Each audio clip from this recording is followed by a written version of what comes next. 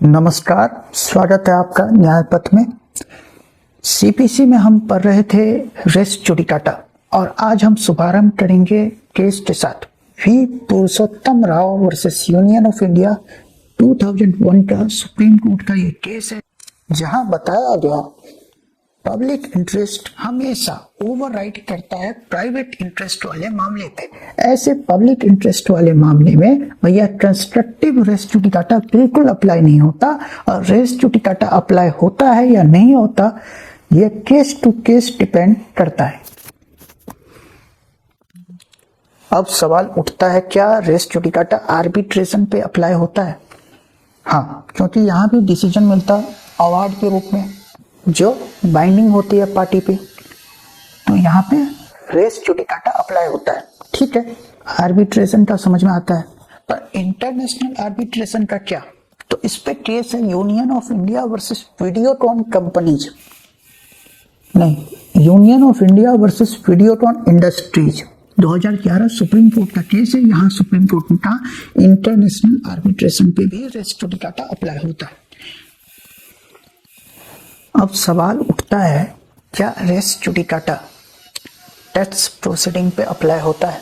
तो नहीं होता, और ये बात बताई गई थी Radha Swami versus commissioner of income tax 1992 supreme court के केस में।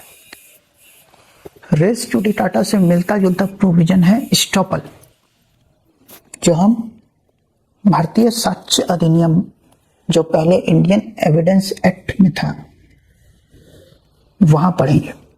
स्टॉपल हमारा जीनस है और रेस जुडिकाटा हमारा स्पेसी है।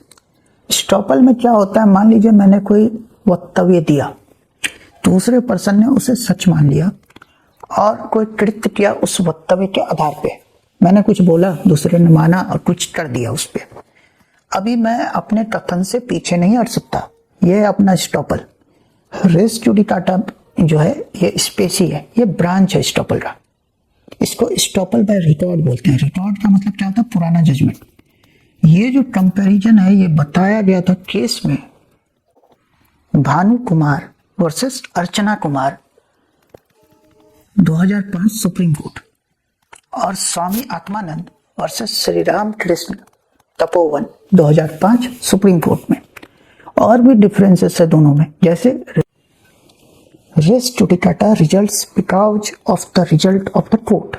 Estoppel are due to the act of the party. Res judicata bar multiplicity of suits. Estoppel bars multiplicity of representation.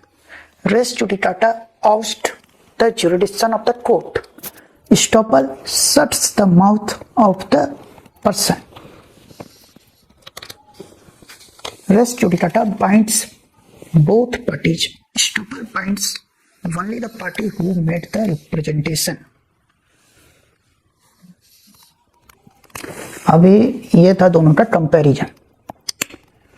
Race judicata यहाँ होता है सिविल लॉ में, तो इसी तरह क्रिमिनल लॉ में बीएनएसएस में क्या होता है, वहां होता है डबल जियोपार्डी। इससे मिलता जुलता कॉन्सेप्ट। तो आज के लिए इतना ही, फिर मिलते हैं। Thank you.